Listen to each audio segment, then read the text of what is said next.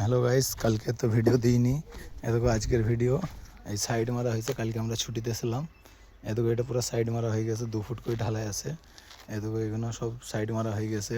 এগুলো পালাগায় মারা আছে, এগুলো সিটে মারা আছে, এগুলো সিটে মারা আছে। 2 ফুট করে সবই ধরো ঢালাই হবে।